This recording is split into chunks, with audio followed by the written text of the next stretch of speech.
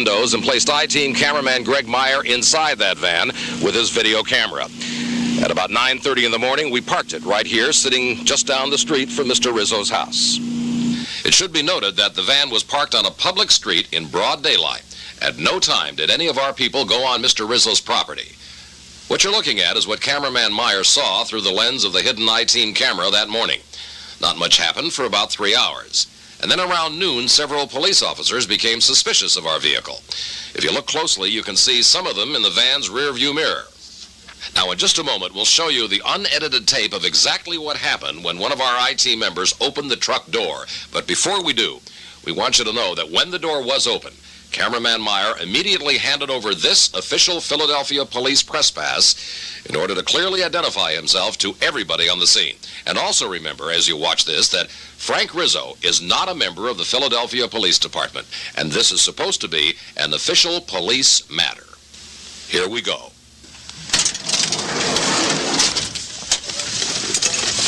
That's all right. Wait a minute. Let him identify himself. That's enough. What do you mean that's enough? We want to know who you are. Who are you, sir? So I have some identification? Identification. Come on out. If you ever come out holding your hands up like that, you'll get in trouble. We want to know who you are and what you're doing up here.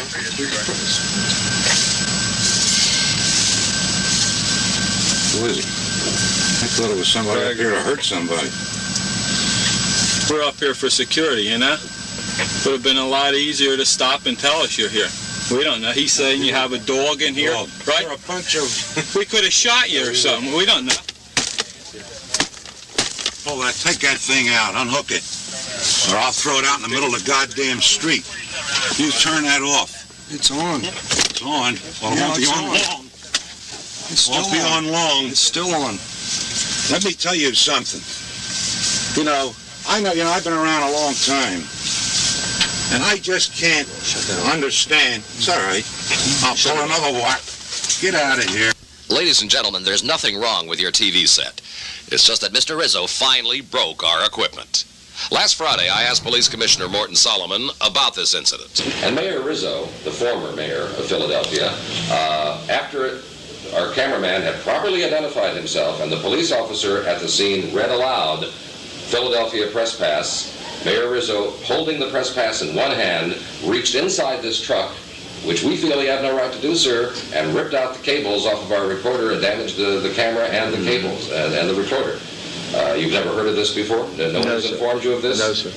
Well, that, in fact, is what happened. And 5 members of your department, sir, stood by and not only did nothing and took orders from the mayor, who was apparently in charge of this operation, but they were smiling and laughing at the same time. Mm-hmm. I would like you to present these facts to our internal affair, and we'll be happy to investigate it and consult with the DA about the possible charges. Yesterday, while openly videotaping on Krefeld Street, we ran into Mr. Rizzo and tried to ask him about his actions last Monday.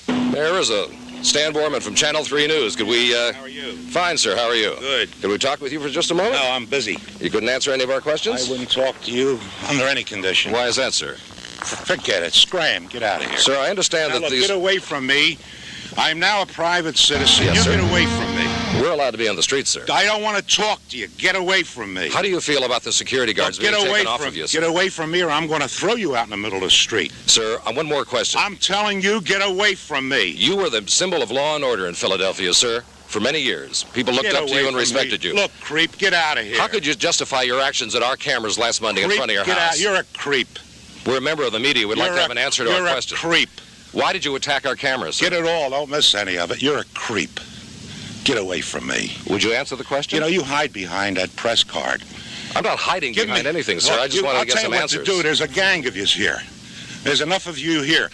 By myself, I'll take yous physically. Well, I'm not asking you to take me physically. Well, get away from me. Well, sir, I'm on the public street. I should be authorized to be here. I'll break it over your head. I'll break it over your head. Get away from me, you crumb. That's a challenge, except I'll put my dog away, and I'll come back. And you got 1, 2, 3, and I'll do it along with you. In that back of that fence, just the 3 of us, 4 of us, me and you. Show you what kind of a man you are. You're less than a man. Okay? You're a crumb creep. And I wouldn't take that off for nobody. And there's three of you and I'm by myself.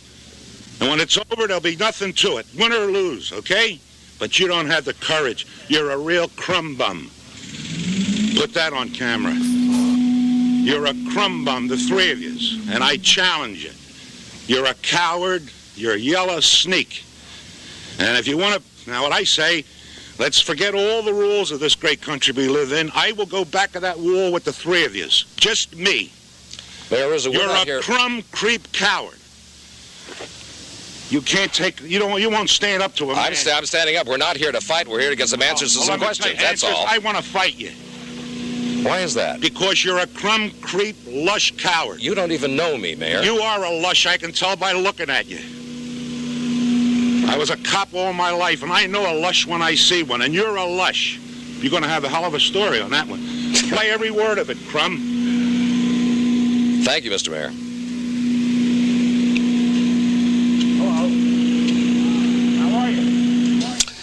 Well, this afternoon, Channel 3 station manager Bill Aber signed this official complaint with the police department against the officers who stood by and, as you saw, did literally nothing to restrain Mr. Rizzo from damaging our equipment. As you heard Police Commissioner Solomon say just a moment ago, any other charges will be up to him and the district attorney, Ed Rendell. One of the unfortunate aspects of all of this is that we have become the focus of this story. When it all started, we just wanted to know if your tax dollars were being properly spent for the continuing use of security guards for Mr. Rizzo. We still don't have the answer to that question. We do know, however, that 12 hours after our initial encounter with Rizzo, all police officers were pulled off the house. Commissioner Solomon insists that the timing was purely coincidental. A personal note now, if you will. When I walked over to the former mayor on the street yesterday, I was not looking for an invitation to duke it out, and I most certainly did not expect to be maligned and called a lush by Mr. Rizzo. All I wanted were some simple answers to some simple questions, and you saw what happened. By the way, we decided to play the entire interview with Mr. Rizzo unedited so we wouldn't be accused of tampering with the tape to show us in a better light or him in a less favorable light. You saw it exactly the way it went down, no more, no less. As far as Rizzo's charge that I have a drinking problem, I won't even dignify that with any answer.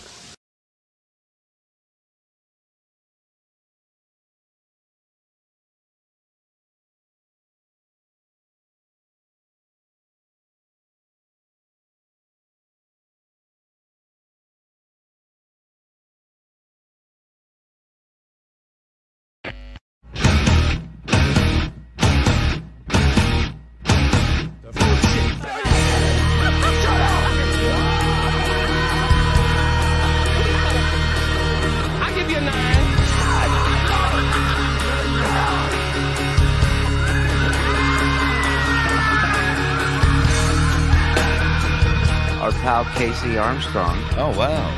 Everybody, let's give a warm welcome. Mr. Casey Armstrong. Yeah.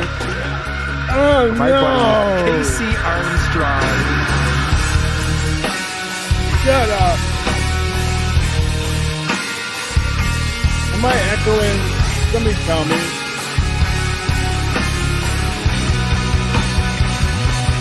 I got a friend there coming. Am I echoing? Oh no, am I echoing? Oh no! Oh good, no echo. He can't be with me. Okay. Oh no! Oh no! Hey cats, you are not welcome here today. I got a special guest coming up. And look at that. Look over there. The green screen isn't. Look how professional I am. What a douche. Hey, guys. And I don't know when, but my friend, Mr. Adam, is going to be here.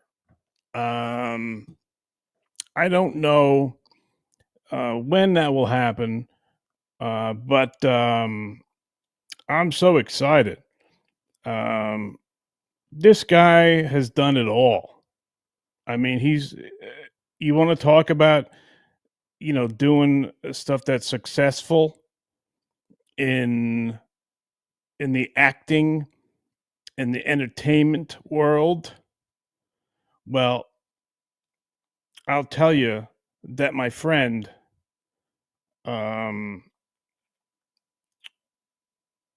I'm sorry. I'm just looking at my thing. Well, I'll tell you that my friend Adam Busch is like he's done it all, guys. I mean, I should give you a true false. Hey, I'll ask one of you fuck faces. Hey, fuck face, East Coaster. You think Adam's been in Law and Order? True, false. What do you got? Has he been in Law and Order? All right. Anybody want to tell me? Has he been in Law and Order? East Coast is saying false? No. He done did that. Hey, how about NCIS, East Coaster, or anybody else? Do you think he done did it? Do you think he was in that? This guy's done everything, Jake Fires. He's, I mean, like we rarely get people that have done stuff, but I kind of put him on top because I like what he's done here at the Dabbleverse. Adam's done a lot of shows. Okay, you know about Buffy's, right? You know about one of my favorite shows. He was on fucking House. I'm excited, but I'm so stupid that since I got from the other place and I moved, you're right. I have no idea what I'm doing, but if we ever get to talk to each other, guarantee you, I'm going to tell you about my friend Adam and about what he's done. I'm not talking about Adam Duritz, who answered the door for a girlfriend of mine in a robe, thinking he was just going to get laid. That's not what Adam Busch does. Adam Busch is a gentleman, and he's a talented guy. I mean, how do you get on fucking Buffy? And what was that? What was the person that he played? I think his name was like Warren Zevon. It wasn't Warren Zevon. He never did Warren Zevon, but his name was Warren. Yeah, he's a good guy. I like him. I think he's a good guy, but I don't know if I'm ever going to get him on because you know what I did is, see, I'm a douche, and since I left the other place, I don't know if oh, look what I did. Oh my God. Look what I did. Guys, I got the man of the hour. I'm so excited to have my friend Adam on here. Guys, it's Adam Busch. Adam! Thank you. It's not as exciting as you make it sound, but it's exciting to me, buddy. I'm very excited to meet you. I've been a fan of yours for a long time, and this is really very exciting for me. Adam, that makes me do flips in my mind. But let me tell you something. Mm-hmm. The one thing you can go through your resume, what you've done, who you've worked with, the work that you've accomplished. But what I think is, if you were a little bit older, I think you could have given a run to be to work. If Artie did half, you might have done the other half.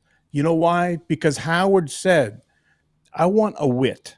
I want someone who's not going to tell one-liners. I want someone who's going to get into it and kind of show a psychological place. He loved Artie. I loved Artie, and he was the man for it.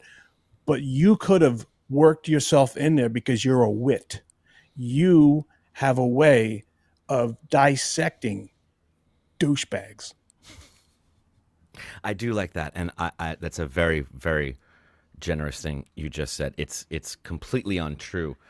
There's a joy to Artie that Howard needs. There, no matter how sad it is, he has that joy, that laugh, whatever it is.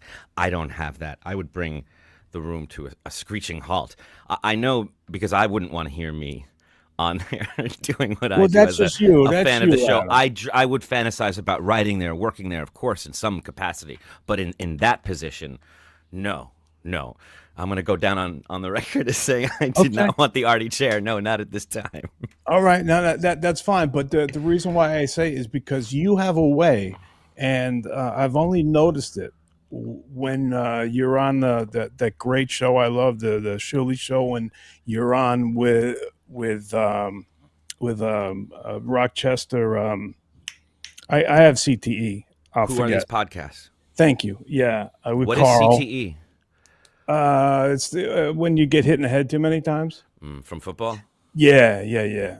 But you Wrestling. have this way, buddy, of getting into the psychology of these people, of Opie, what a douchebag, and John, another douchebag. Do you have any psychology background? I mean, did you minor in psych or something like that? No, but I started acting very young, and I started studying this at the Lee Strasberg Theater Institute on 14th Street when I was very young. So I've been fascinated with this kind of thing for a long time. And because I started working young, I've come across a lot of these type of people that you're describing. And I play these characters a lot. I tend to play a character where you just can't tell if he's good or bad or not. And Okay. I What know was Warren like? What kind of he character? was like that in the beginning, because he was good in the beginning and then he became very, very bad. And that was what was so wonderful about the time I spent there, is that I got to start doing comedy and then end doing high drama. You don't get to do that on one show very often. Gotcha. Don't mind. This is Merlin's.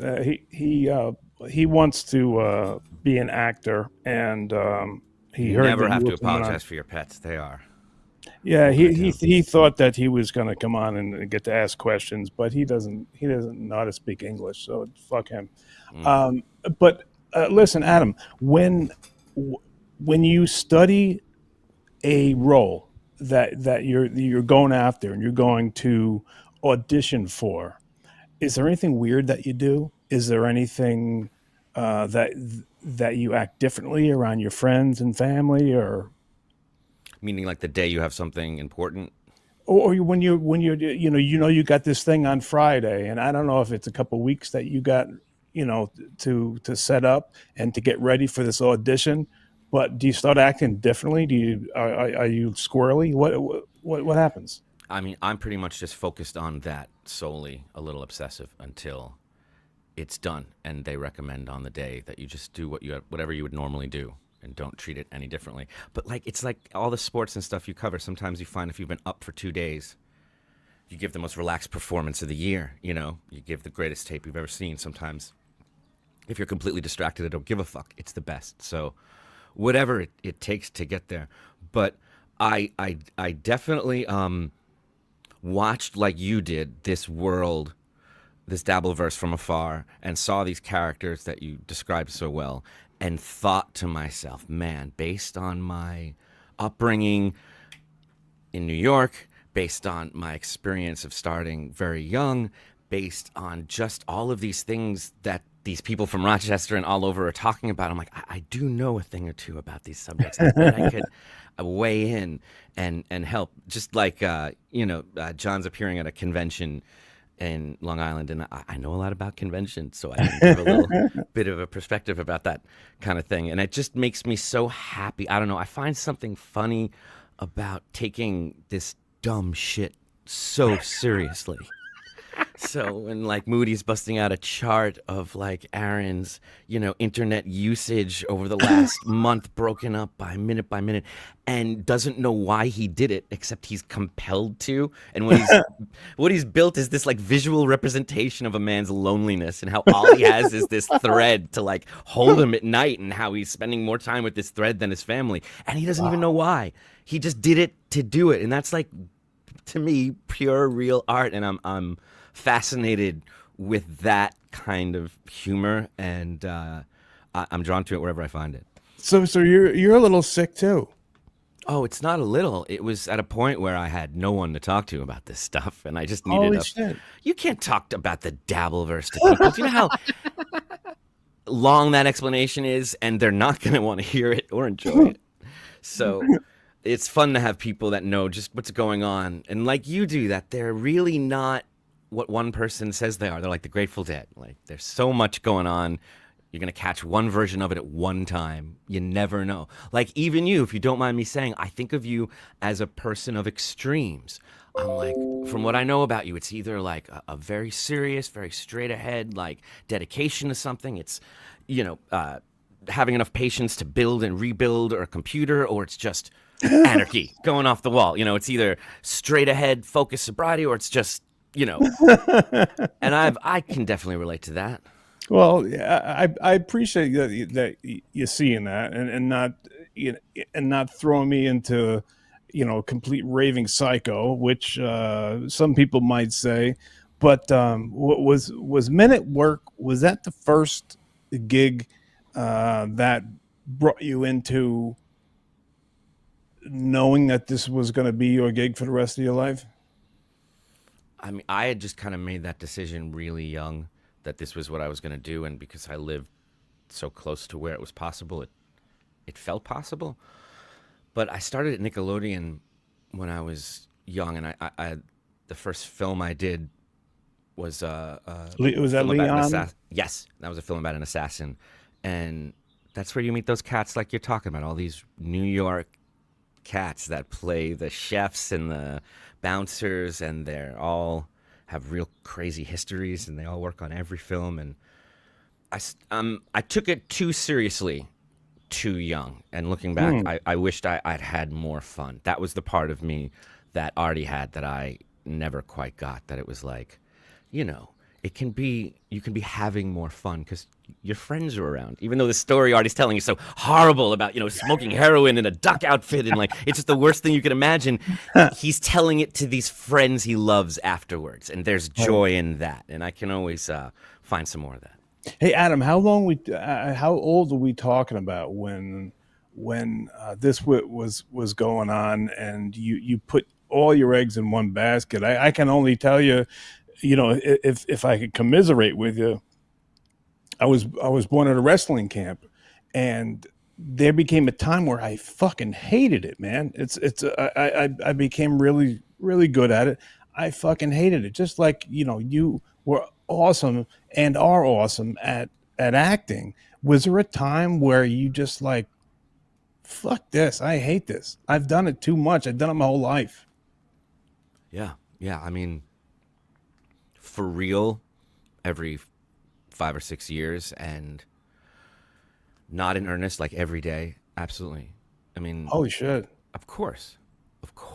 How can you not with anything? Especially since it's all moved from going to auditions and to meetings to isolated. Everything is self-tapes now. Everything's at home. So it can be a bit isolating. Isolating. Wow. I mean, that's the word for it, because did you ever think, even at a young age, what else am I going to do? You're a smart guy, but sometimes you can't see. What's that saying? You can't see the forest outside the trees, or some shit like that.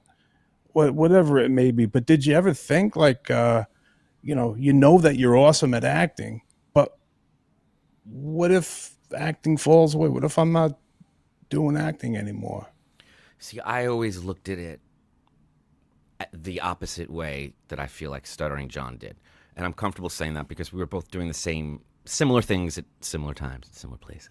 So, well, it's a little bit different between you and Stuttering John. Let's say sure, but we're both, taking the LIR with these dreams of the big city. We're both, and I never looked at it as a celebrity or making it. It was just like, we do gigs, we're actors, we're musicians. I always played in bands, and it was just, this is the gig. Some gigs are great, some gigs are bad. As long as you're gigging, you got something to talk about, you can support yourself, you're fine. And as far as musicians went, they always and real actors treated things like Bob Levy would, where it's like you're playing in a firehouse, you're playing at Carnegie Hall. It doesn't matter. You wouldn't even think about it. It was only people like John who judged the quality of the gig and whether you're headlining or whatever. You're doing what you're doing that night. So I always felt like I could support myself in that way. I did a lot of voiceover work. I would do a lot of sound alikes for the soundtracks of films. When they can't afford a song, I can provide them with one that sounds like it, that they can own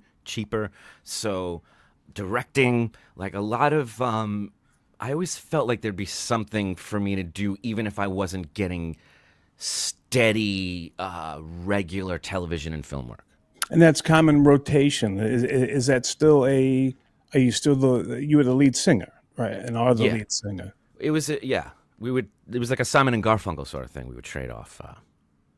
Okay. And how much passion do you have towards that? Or is acting you a bread? It's all the same thing to me. It's all like, what do you, if you don't mind me asking, what do you do, Casey? Are you a radio guy? Are you a writer? Are you a comic? Are you what is it? I don't know. Yeah. I wrote a couple books that did really well. And they weren't about me. The only difference between me and the other guys on the show was that I realized that I wasn't the star.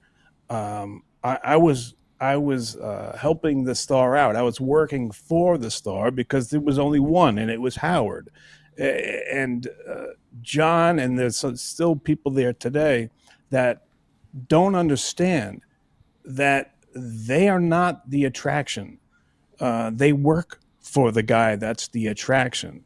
And it's really scary. And to me, it's quite dumb if you can't understand that just because he has you on the air and he's talking about you, and you get to do an appearance somewhere or something like that, there's nothing to do with your talent or anything. And it has to do with that you are on in front of millions of people. You know what I'm saying?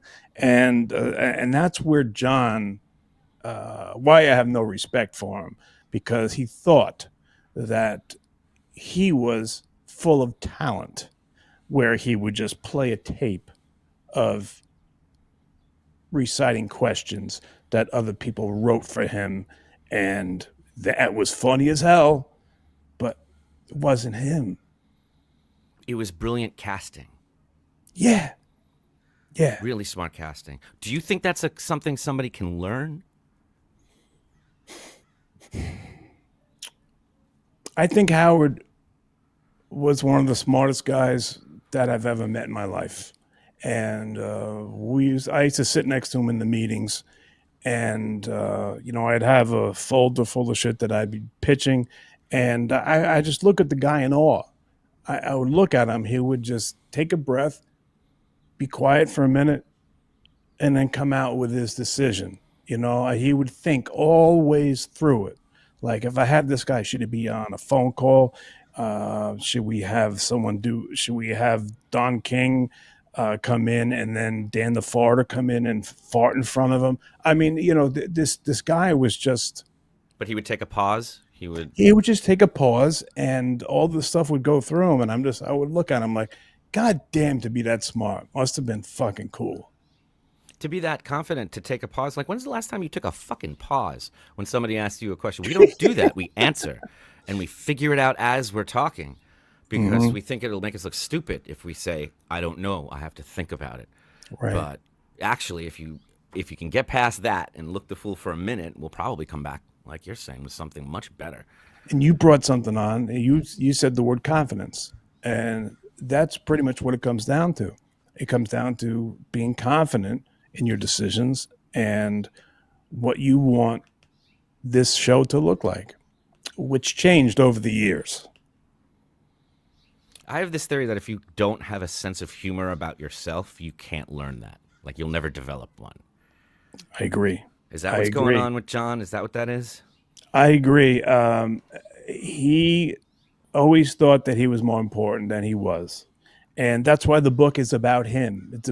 It keeps going. It's a comedy romp through my life. Nobody gives a fuck. They want to hear about, what happened, backstage or whatever. But we could talk about this shit forever. But I don't got you for that long. So I want to get your expertise. You are an expert on shit that I'm kind of interested in.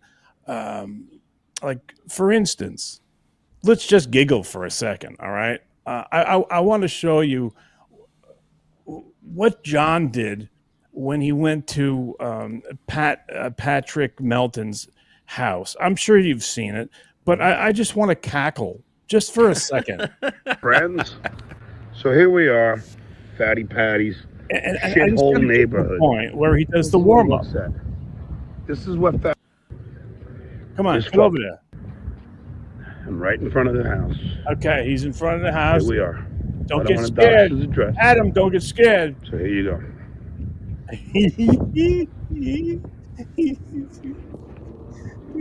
Come on. I don't know how to flip it back. Oh, here he goes.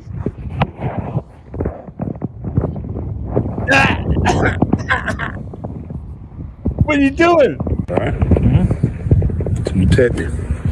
Run!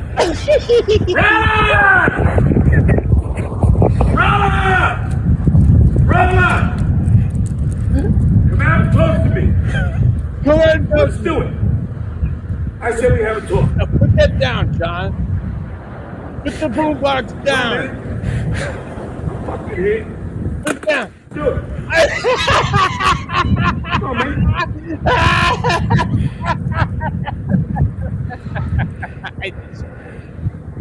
I'm sorry, Adam. I just whenever I'm in a fucking I got to do it once a day because I don't know what he's doing. I think he's doing a swim technique. I don't know what that is, but I hope it made you giggle. I love this so much, and a lot of credit has to be given to the camera operator, Vegas beer sales Jerry. Was he in on it? You think? Mm-hmm, he was. He knew it was a goof, and he knew he was just taking video of this fucking douchebag. Well, let me ask you, why is this so funny? Because he's unathletic. He's, I would assume he thinks that there's no way someone's going to be coming out of there, and he has no chance. He's basically, he's a child going to an adult's house. Yeah, there's two things going on. Like, it's not just him pretending, it's him pretending. This is why I love you, by the way. And thinking we think that's for me. So, like, he thinks we think this is going to, like, settle the score between him and this person. What I love, what I think we're seeing is, which we get a lot of with him, and it's he overthinks. He's not a stutterer, he's a stammerer. He overthinks and is insecure, so he doesn't know exactly what he's doing, and he won't let his thoughts, like, go all the way through because he has feelings, and those feelings stop the thoughts. So in his mind, I'm serious, this is a drunken fever dream of what's the Marlon Brando Stella? Come on, I can't think. Cat on a Hot What are we talking about? Tennessee Williams. Come on, help me out. Oh shit! I'm sorry. Stella! You know what I'm saying. All right, I know what you're talking about. Yeah, with Brando. It is that mixed with Say Anything.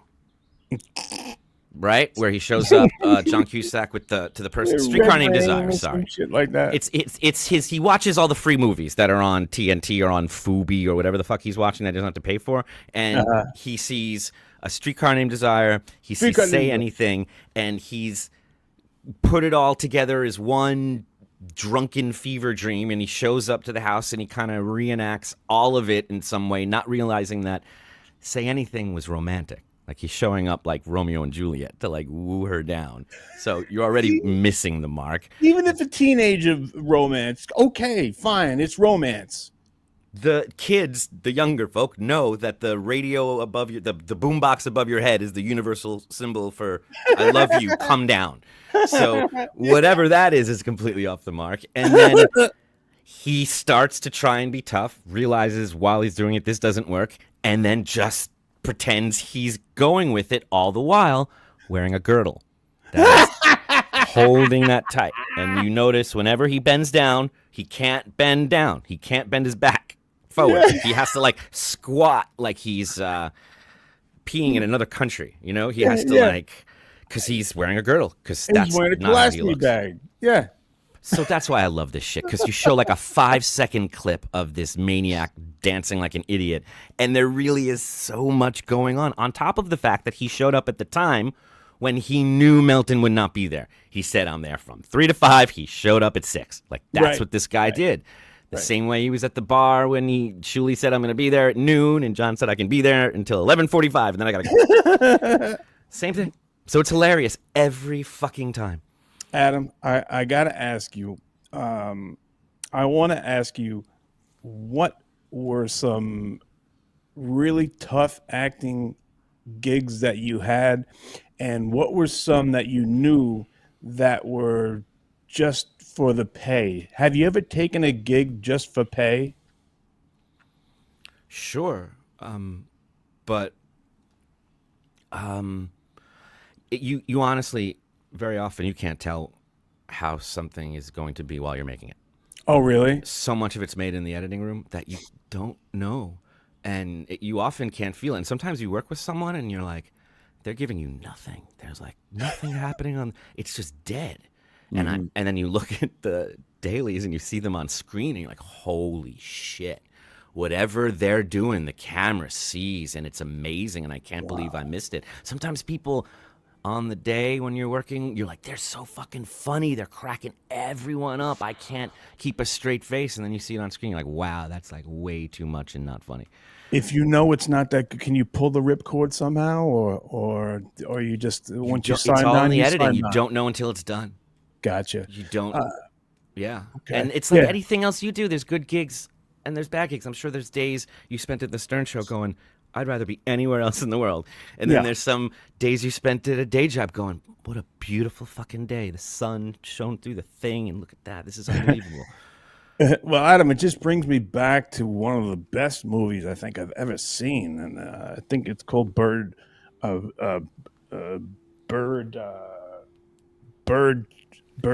or some shit like that. But Birdemic. If you got hired, you didn't know that it was going to be like this, but yet you find yourself in it. I want to know what a successful actor like yourself, what happens when you get put in something like this?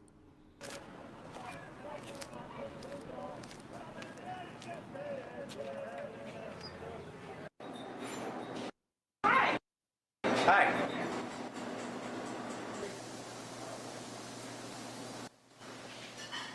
Here is a menu. Thank you. I'll be right back with you. Okay. All right. So that's just the beginning there. Okay. Birdemic. I don't know if you've ever heard of Birdemic. It was about a bunch of birds that had taken over, and you're a successful actor, and if you find yourself in something like this, I just had this question: what would happen if from that scene? If you don't know, let's just go a little further.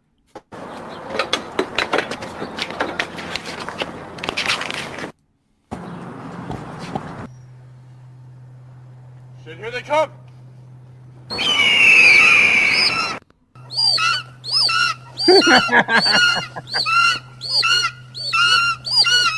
Open the door.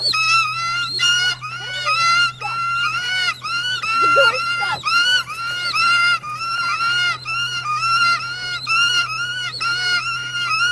Try harder. I can't hurry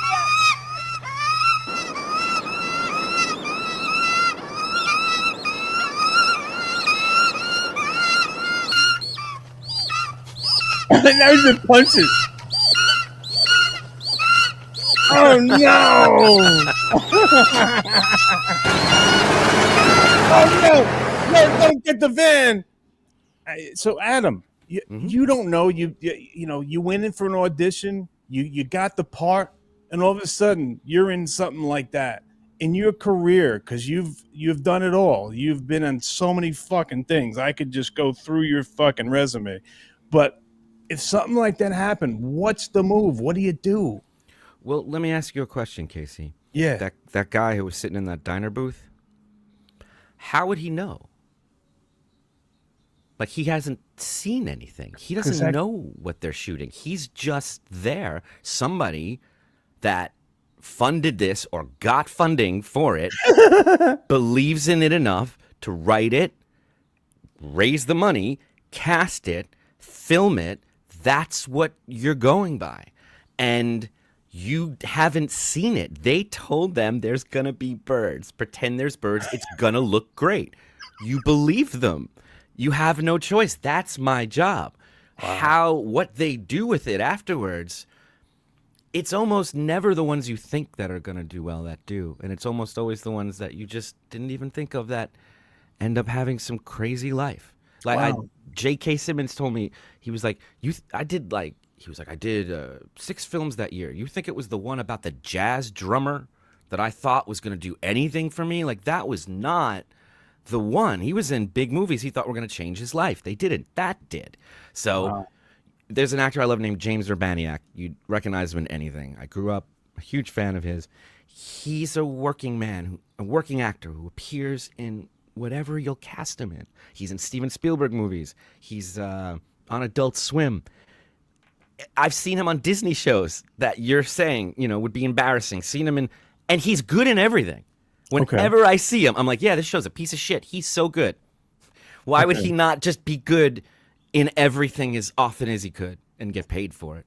Like, you don't know. And sometimes these people grow up to be really great filmmakers. Sometimes, a guy like Tim Burton or Paul Thomas Anderson come up to you as a kid. You're not like, I knew they were a genius. If you're smart, you'll take a risk on anyone that believes in you because you're like, well, they have good taste. They like me. Yeah. So, okay. Well, that's a given right there. But Adam, watching that stuff, does that scare you? Does it scare me? No. Sometimes, look, dude, I played chlamydia in a film not too long ago. That's the name of my character. It's chlamydia. I didn't know that. It's a funny scene. It has great comics in it. It's a bit, but that's the credit. It's chlamydia. What am I supposed to say? I played it as seriously as I could that day. That's my job. So, playing chlamydia makes me feel like I know a thing or two about Stuttering John.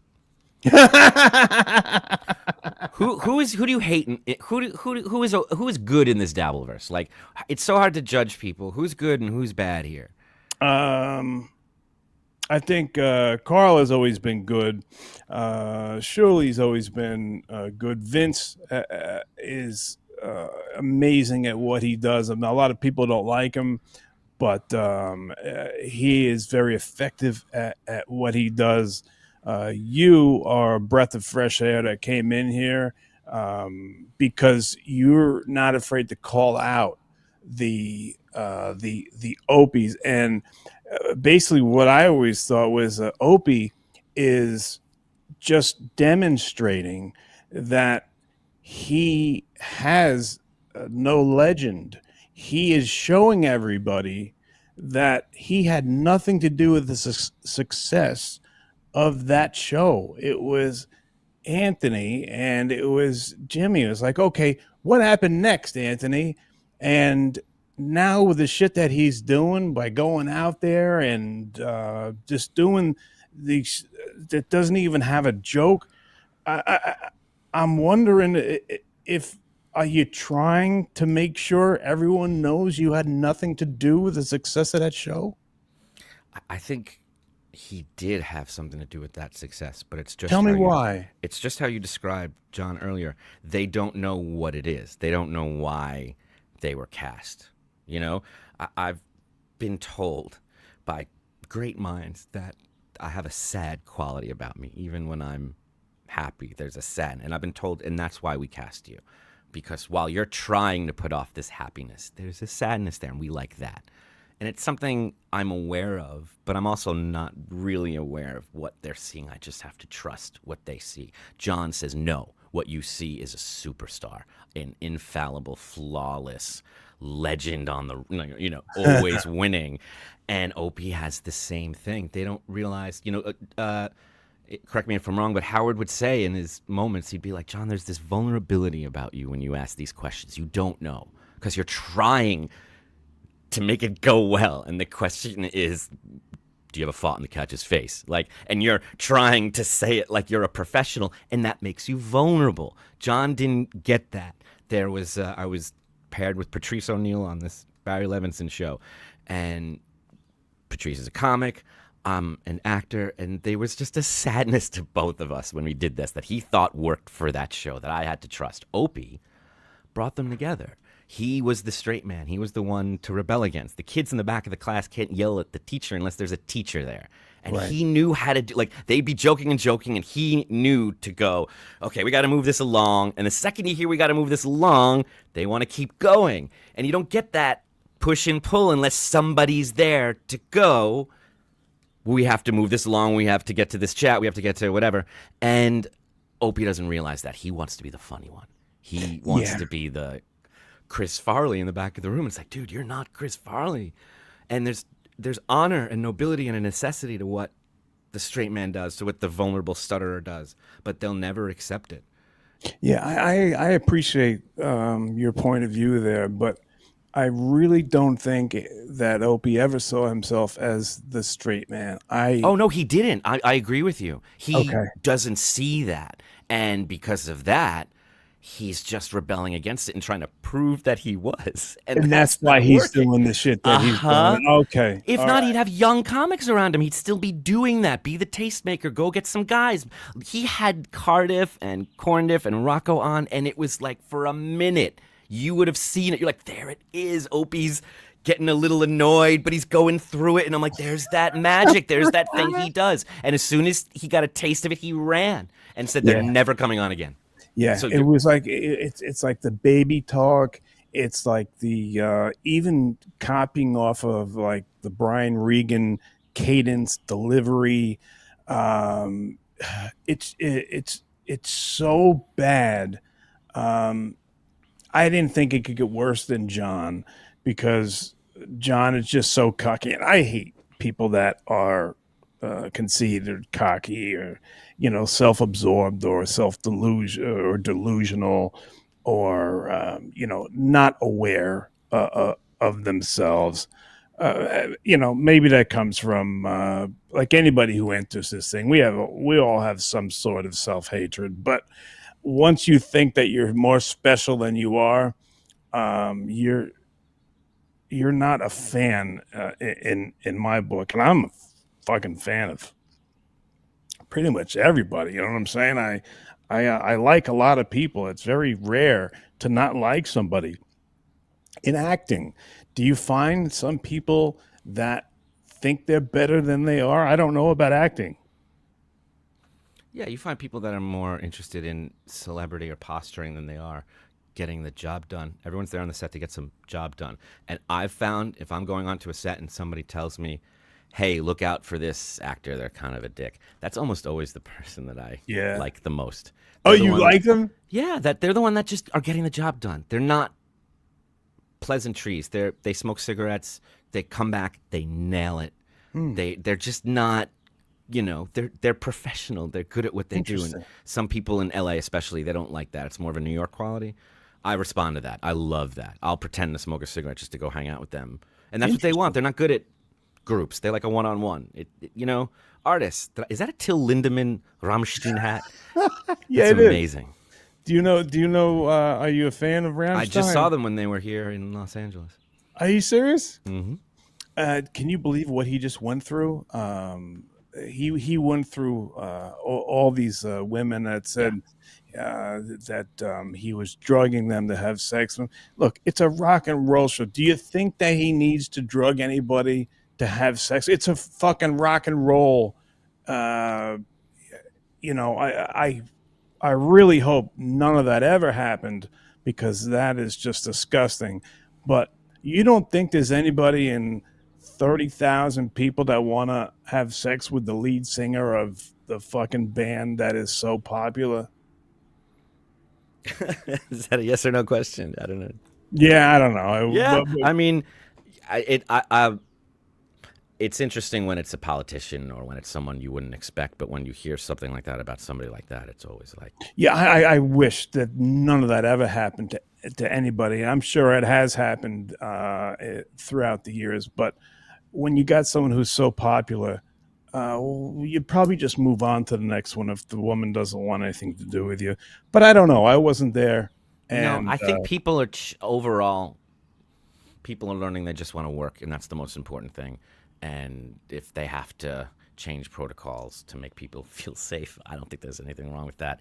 Maybe he did, maybe he didn't. If it makes them tighten up that ship over there, because that is a massive corporation. They're building a city, right? In every city they go to, they are building and hiring, and it's a huge thing. And if enough people are saying a similar thing, Kevin Spacey wasn't charged with anything, but you have 200, 300 people all telling the same story. Okay, maybe 40 of them are fake. What number is enough for you? What number, So if it promotes any kind of change, that's good. Yeah. I'm so glad that you're spending time with me.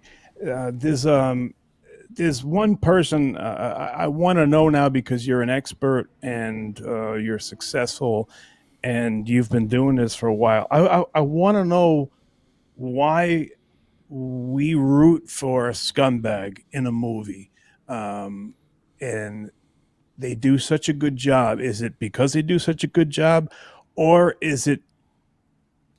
Let me just play a part here. Now, Adam, this guy is completely rude. He's completely out of line, but somehow we're rooting for the guy, even though he's a scumbag. Is it because he's such a good actor, or what's your take on this? I mean, I'm a fan of the Bad Lieutenant movies. I'm a fan of this performance. I think it works for a lot of different reasons, but at the end of the day, the reason it works is because of this editing. Do you notice there's no close-ups? There's only these long shots.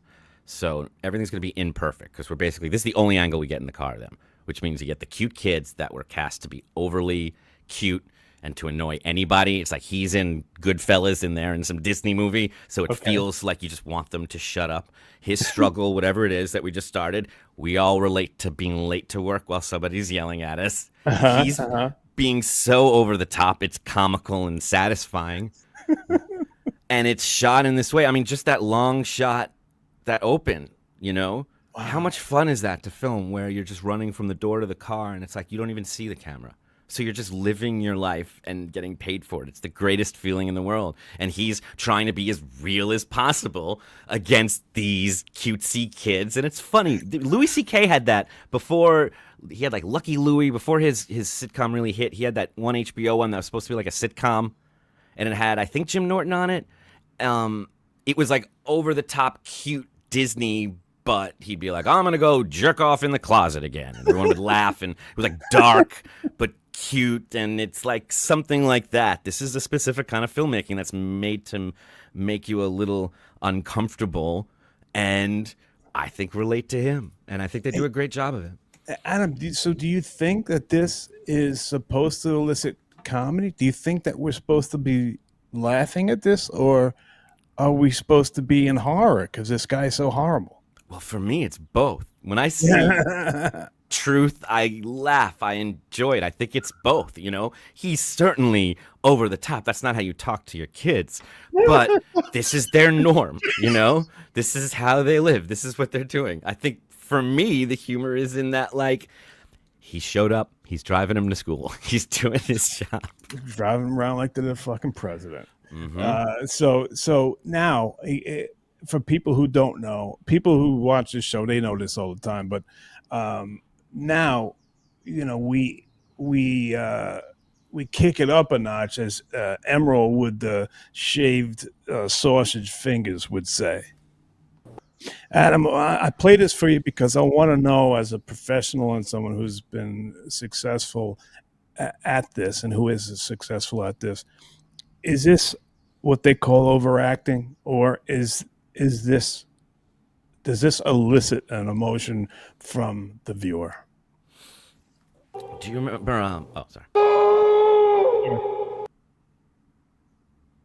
Please keep it going. I want to feel this. So, as a professional, is this man? Me and you were both laughing, I guess, because we know the movie.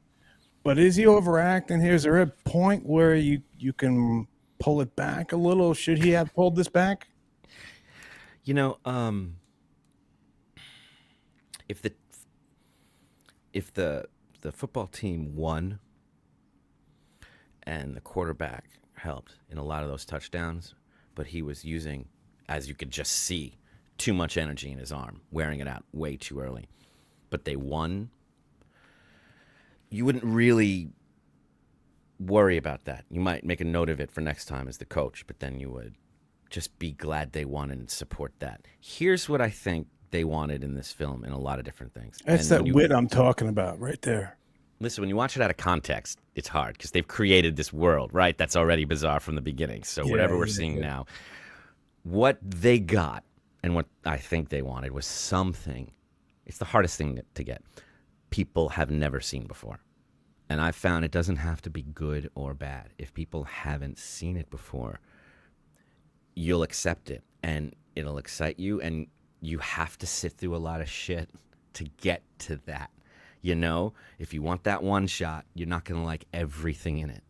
But goddamn, when he stopped whining and he looked up and he just casually looked at Jesus like he had seen, you know, like, oh, now you're here. Like, it's really funny. And I might accept a little more whining than I would have wanted to not have to cut and to just hold on, knowing that overall what this guy's doing is brilliant and funny and deep and primal. And yeah, when he makes that sound, I'm like, oh, that's from the gut. Yeah, that is, we all hear that. Like dogs feel that. Everyone hears that something's in pain. It was like the universal sound for pain. What happened after that? Yeah, maybe he was milking it. And maybe he's the kind of spoiled white guy fuck that is milking it because he has some fucking tears. And maybe he wants Jesus to see he was crying. And he is that kind of phony that he has a real feeling, but he pushes too much. And God damn it, we'll support him if they're honest. Which is why John has no support, because when you're dishonest, we can all see that, you know? Gotcha. And the fact that even amidst this lowest moment, he's like, he's giving his friend Jesus shit for their timing. It makes him likable. You know, Gary Oldman, people, they accuse him of being an overactor, and it's like, it's always motivated. It's big, but I'm never like, he's not feeling it. I think overacting is when you are pretending to feel something you're not. Like, that's what John doesn't understand. He does because he can cry, because a lot of alcoholics can do that easily, you know, when you deal with sobriety. But he'll cry, but he doesn't understand that we as humans feel that he's trying to cry. And that is hard to watch. The most engaging thing to watch is somebody trying not to cry. That is what destroys us, but that takes a lot of real emotion, and that he doesn't understand that nuance. Wow. So this is an effective performance for you. I think so, and I think he wants you to laugh at it and cry at it and make fun of it and be moved at it and all of it. You know it, dude. When you're on McDougal Street and there's some crazy homeless guy ranting loudly, you know every fifth thing he says is awesome, right? But you got to sit through a lot of shit to get to it, and that other shit is like some real racist, fucked up, paranoid, delusional shit. Wow. But then there'll be that line of poetry, and you're like, what the fuck was that? Yeah. And it's like that. So will you go out and do like people study for your roles? I mean, yeah, I'll study everyone always. You're always doing it. I love watching interrogations. I love on YouTube. Okay. I love watching any kind of. I'm fascinated with the dynamic of someone is having a once in a lifetime, life or death, really huge moment, and they're having it in a place where they've never been before, but the person they're dealing with does this every day, and like has a hard time even like they are so over it, you're so new to it, and that's how we deal with pretty much all of the major things in our life, like death, prison, hospital, job. Like, it's crazy. Yeah. So I love watching interrogations when the suspect thinks they know more or thinks they can play, and I just like watching that dynamic You're like a student of emotion. of tension. I'm a student of tension, where people hold tension where it's too much, and how to let go of it, because tension is just, we're blocking in feelings. All right. I know I've kept you way too long, but I still just got to these will go quick. I'm here with you, and if you don't mind, when you're done, I had some for you too, if that's all right. One or two questions. Yeah, of course. Thank you. Now, we were talking about dramatic acting, and now we're talking about comedy acting. What do you think is the difference? Do you think if you could do one, you do the other, or do you think you shine in one, or like if you're a jiu-jitsu guy, you're a wrestler, you're a fighter. This is the only ones I know about fighting. So either you're a boxer, you're jiu-jitsu guy, or you're a wrestling guy. You can shine in one stage of it. What do you think about dramatic and comedy? There is no difference between dramatic. There's none. And the woman who plays, I think her name's Robin Tooney, in the Meet the Parents movies, she plays the wife. She asked Robert De Niro that question. Oh, yeah? He said, what do you do differently when you do Meet the Parents or when you're doing The Irishman? And he said, there's no difference. There is none. You do. Why is he such a...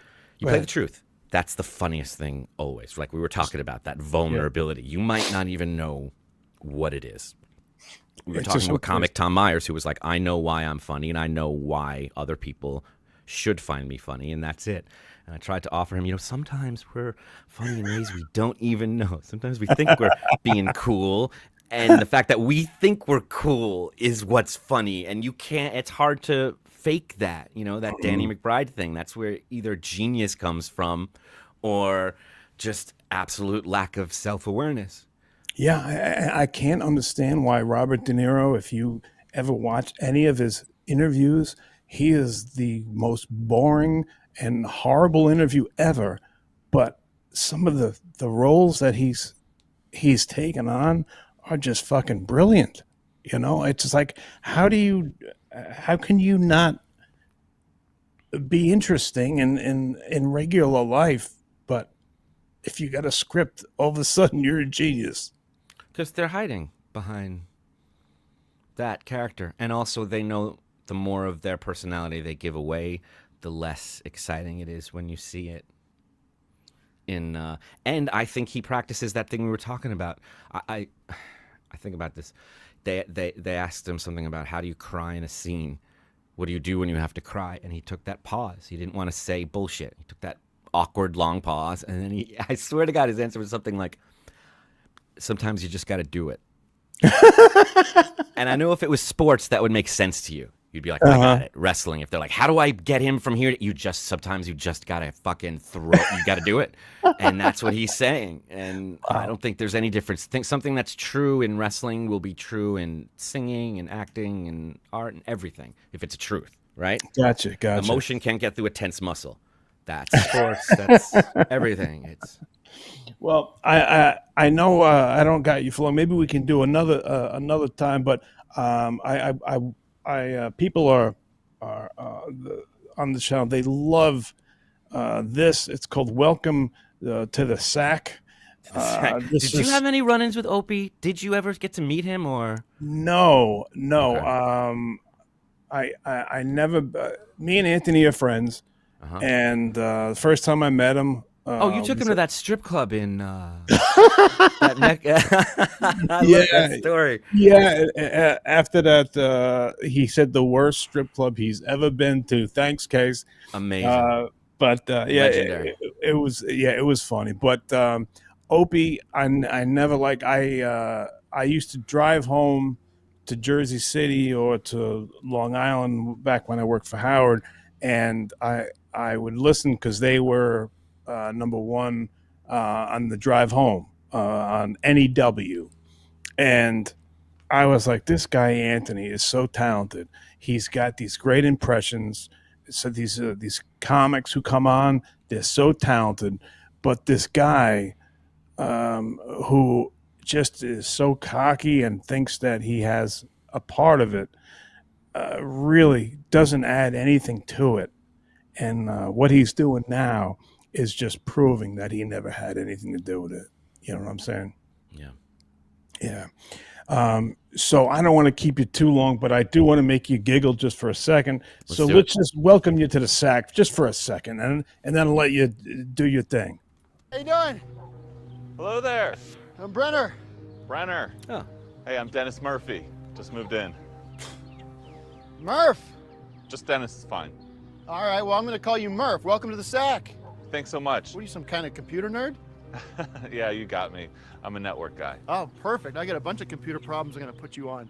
Listen, wife's going out tonight. I'm going to have the guys over. We're going to watch the fish on the big screen. I'm going to grill up some brats. I got a micro brew chilling in my wet bar, and I was going to warm up some ziti. Why don't you come by if you got some triple fried pizza dough or some kind of frozen meatballs or whatever it is. You can warm it up in my microwave, or you can warm it up back at home. Bring it over pipe and hop, and if you want to bring over a vegetable medley, a crudité, figure out how much lunch meat you can spare. Maybe bring over 1.5 pounds, 2 pounds of Black Forest ham, maybe a Dijon mustard spread, any kind of dessert, maybe a German chocolate cake or something like that. I tell you what would make you a big hit with the dudes is get some key lime pie, a la mode. I'm talking about ice cream on the side. Right. And you have got to have a bite of my homemade ziti. I'm just going to warm her up. She's been in the freeze. Thanks for the invite, but... You know, I love her, those hot mozzarella sticks. Cube them up, put them in some marinara sauce. You have them on standby. Of course, you can't go wrong with some sour cream and onion so long as you bring ridged chips. Yeah. So why don't you come by around 8 o'clock, all right? Actually had plans with the wife and kids, so... But a rain check for sure. All right. Sounds good. See you at 8. No, actually, I'm not going to come over tonight. I'm going to spend some time with the kids. I'll see you at 8 o'clock. See you tonight, Murph. See you tonight, Adam. So, you know, like the comedy acting, you're saying... What was that? I mean, that was... If that was a drama, how would it be different? You'd shoot it a little different, but his performance would be the same. It's the fact that he really cares about it. You know, it's all that underlying. That's what's so. And the hurt and him hiding that hurt when he said he wasn't going to be there, and he like couldn't even process it. That's it. Yeah, that's what made it funny. That's real. That's because he really cares and it matters to him. Wow. You know. Wow. So you study this shit. I mean, you gotta. You know, even like a scene like that, would you? What would you do to prepare for a scene like that?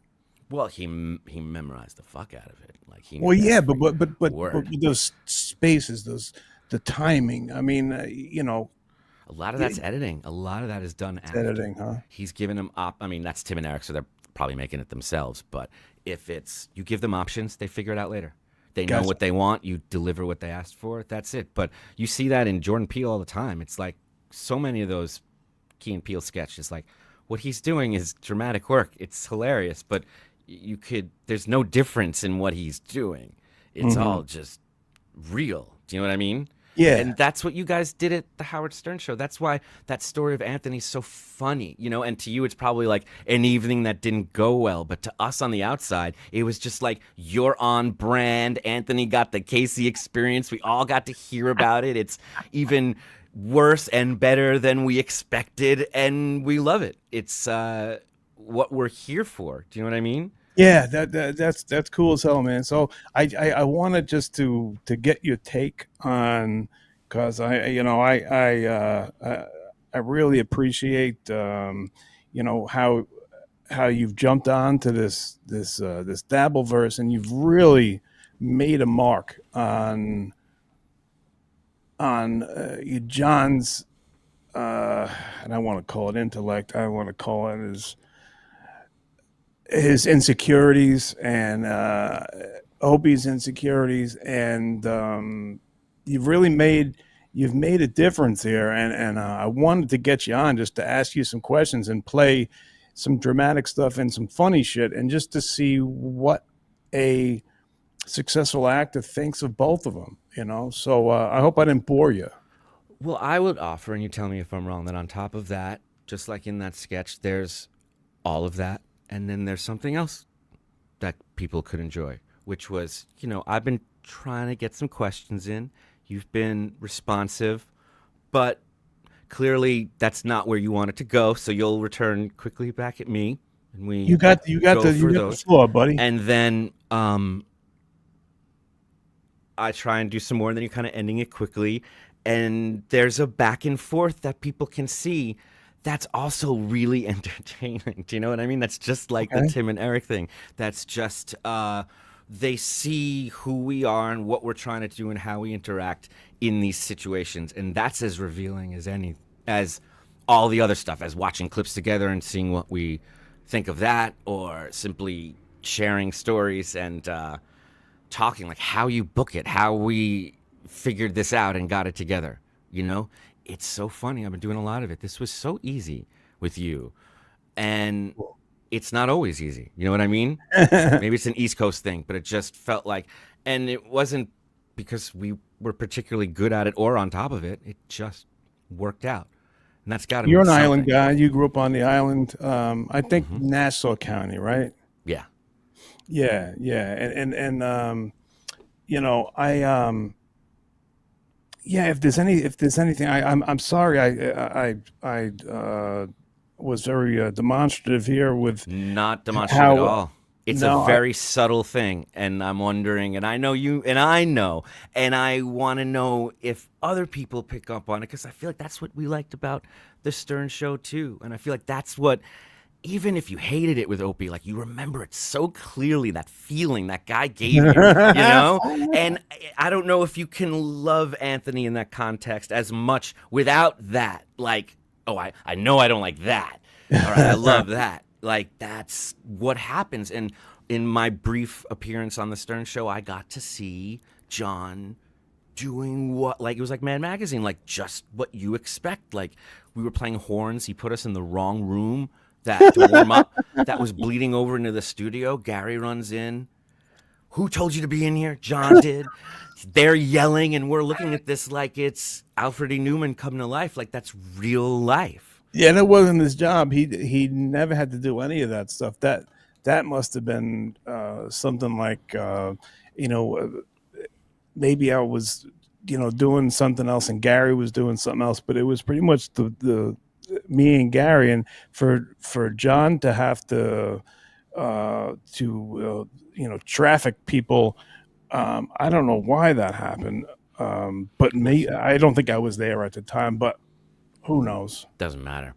But when he was in a room and he would assess what was happening in it and give his opinion, would it be accurate, or would it be one of those, wow, he doesn't see what's happening here?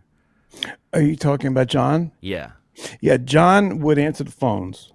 And when there was a lull, he'd be doing what we called the John Show. He would be trying to entertain the interns. Like, what would you like to talk to Howard about? And he'd say it really loud and try and yell at the person on the other line. And someone who would answer the phone, an intern, would say, hey, you got John on line 2 who wants to ask why Howard's wearing that T-shirt. Okay, well, tell him to transfer to 362. Something really stupid. Just, trying to make people know that he's entertaining them. They're interns. They didn't know, and it's Stuttering John. They've seen his interviews, but not. Howard even picked up on it, because once Gary was in the office, John would never do the John Show. He only did it when Gary was gone. Oh. So because Gary would call him out and say, John, answer the phone. This isn't the John Show. The show's in there, not here. And thank God, because, a lot of us were trying to do work. We're trying to talk on the phone so we could hear ourselves. Like he would prank Beetlejuice one time, and and Beetle was I guess a retarded guy who didn't understand that he was talking to John just around the corner, and John was entertaining the interns. That's not what we were doing. We were doing a show and we had planned that show, and it kind of pissed me off a lot of times because we put a lot of time into that. We worked hard on it. And you're a guy who tends to get along with everybody, I imagine. Yeah. I don't I really don't have a bad thing to say except those two people, just because I don't like people that have this cockiness, this conceit, this better than you I am. I don't like that type of thing, and I think it's funny that you said that some of those people are interesting. That you would talk to them for some reason. What do you mean? If the people that if the cocky actors, and Yeah. you try and Yeah, I just get found ahead. I just found that what other people or what word was getting around is that they were difficult or that they were assholes was really just they're good at what they do. Okay. They're not fucking around. They're not full of pleasantries. Like, yeah, they're not going to start talking to you at the craft service table, but they're not like if you work, they're the nicest. Some people don't like when they're off camera. They won't look at you. Some people are like actively trying to fuck you up. They're like competitive. Some people don't even care. Some people will stay to the end of the day to be there to make your performance better, even though they're off camera. Everyone's different. Do you know what I'm saying? Yeah. Are you in like a relationship or anything? Do you date No. anymore? Nothing at all. Nope. Nothing at No. all. I got to learn to kind of be okay with being alone. And it's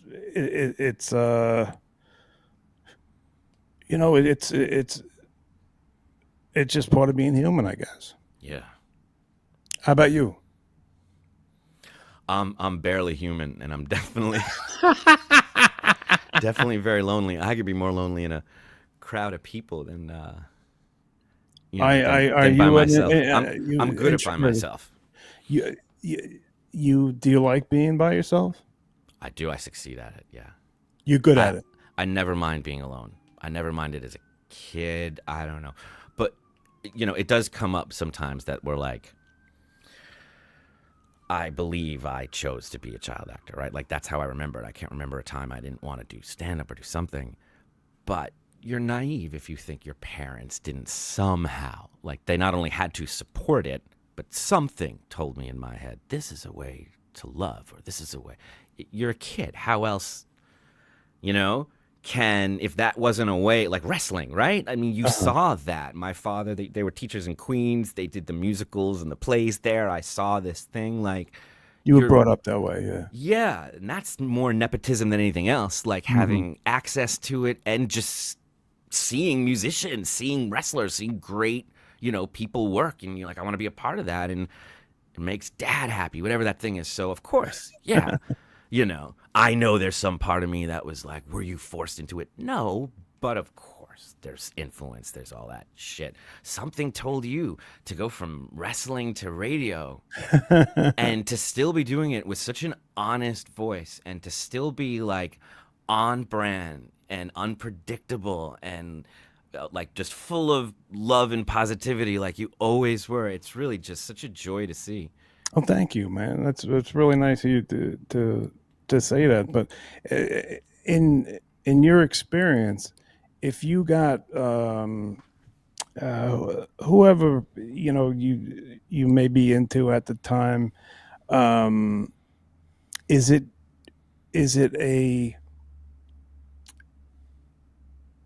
a good thing to not even be talking to them, but knowing that they're in the same house as you or something like that? So you're not alone, but you're not all over them, and they're not all over you. I love it. No, your partner. I'm married. Oh, you're married. Okay. I have a kid. Yeah, the whole thing. But we're just talking about how we feel, Yeah. And how we treat others and what we put out there and that thing about being difficult or not. But to answer your question specifically, like, I think it's like a science thing. I think like, you know, the babies without physical affection die, like the ones that don't get, the ones that just get. And yeah, just knowing someone, like I learned at my lowest point what a dog can mean to you, what an actual thing outside of yourself, a pit bull, you know, a rescued pit bull can change your life. And Wow.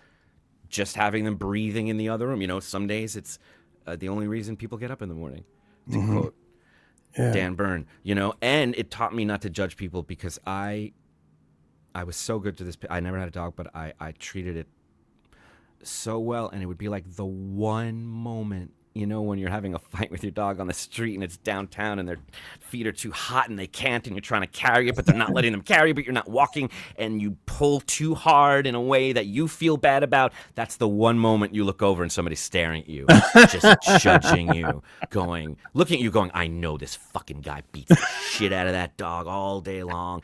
And I know I do that to people all day long. Right. I see someone, I'm like, aha, but you don't know. This could be that one lowest moment. Let's just assume they all have that. Is there any redeeming for John? Is there anything Stuttering John can do to turn his life around for him, just so that every relationship he has doesn't end in such chaos? Adam, I don't see him learning from any of this. I see him just trying to take more advantage. You know, I don't know. I don't live there. I'm friends with his ex-wife, and I don't you know, feel necessary to talk about his relationship. But you know, we are friends. I wish him the best with his ex-wife and his kids. But you know, from everything that I've heard on the shows and stuff like that, I think it's a tough hill to climb. It's so funny that, having never met her or even spoken She's to people that know her, awesome. She's awesome, Adam. somehow everybody knows that as a fact. Somehow it's just this universally understood thing that woman is a saint and is just like who we aspire to be on our better days, and why that's all you ever heard. Just as a fan of the show, that's all you ever heard about her from anyone. It's not just like, oh yeah, she's great. Like, no, that is a special, unique person that just makes everyone around her better. How funny is that? It's awesome. It's awesome that she found a guy. She was telling me that she found this guy. I'm not going to get into the story, but she found this guy, and the guy's awesome. They love each other, and you know, have such a great relationship. And she's somebody who I can tell you deserves it. You know, and it's so awesome to see a good person with somebody that's awesome as well. I like that. Thank you for sharing that. Thank you for answering those questions. No problem. Hey, Adam, you got people that want to talk to you, so let me let me maybe we can both do these. You got Mason Verger, big fan. Adam, how does Amber Benson look naked? Was she on Buffy? Oh yeah. I don't know. You would have to. I don't know if that's in the show or not. Okay.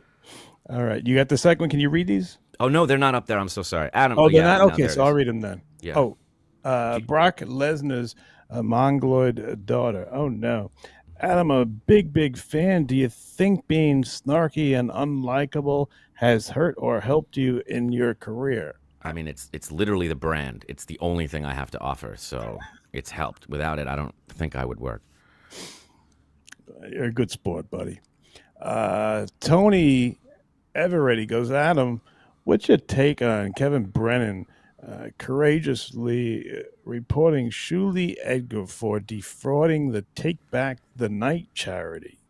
I can't help but feel like that question's a little leading with the but I am all for the shedding a light on any defrauding to any company, including Take Back the Night, that is out there. I think we should do more of that if it's real. I'd like to find out. Unfortunately, KB's track record on that is like 0, 0, 0, 0, 0. Pretty much anything he's ever said, you can't hang your hat on because you'll have no more hat at the end of the day because he just changes his mind. Remember when it wasn't a clip show? Remember that when everyone who had a clip show was a loser? Remember that? For a long time, I'm serious, I didn't understand why John's show was so bad until I saw Kevin Brennan's. And then I realized, oh my God, that's why he thinks that's a show, because he's copying that and poorly. So that, the minor league version of that is just unwatchable. He'd read things and then just be like, that clown's a clown. Like, that's not a joke. Who made you think that's a joke? Oh, Kevin Brennan did. Okay. I see why. One of my favorites, Mr. Short Fridays, comes in. He goes, I love cats. Call me Roaring Kitty. All right. Thank you, Mr. Short Fridays. And then you got Tony Everready. Rob Saul says, you're gay with Carl Heberger. Comment? I don't know if he's talking to me or you, but I think he's talking to me. I think I'm the very rumors, gay with him. Are you? I mean, we sword fight. Okay. But Rob Saul is a journalist. He's not a comedian. He's not a comic. He doesn't do jokes. He reports the news as it happens. So it's tough to go against such a reliable source as that. But I will say we're very close. I'm open-minded and maybe even a little curious. All right. And you got Jake Fire. He goes, I like listening to Adam's take. He's a smart dude. And I couldn't agree with you more, Jake. Nice. I can't imagine a better audience than Casey Armstrong. You really listen, which I appreciate. It's rare quality and hard to find. Hard to teach people to do that. Thank you, my friend. Well, I am interested. So, Short Fridays again. Hey, Adam tells it like it is. Yeah, damn right he does. That's why I was so excited that he agreed to come on, and I'm very glad he spent this time with us. So it's pretty awesome. And thank you again, Adam. My pleasure. Anytime you want some comments on some acting clips you got there, I love watching and talking about that stuff.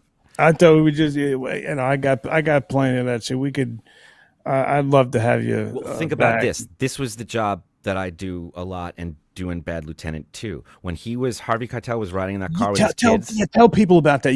Because you did work on that. I do loop groups and voiceovers for a lot of different films, and Bad Lieutenant was one that my company did all of the background voices for. So, for example, this is only in the second one with Nicolas Cage, the Werner Herzog film, but the first one, when Harvey Keitel was in the car, you heard the talk radio there.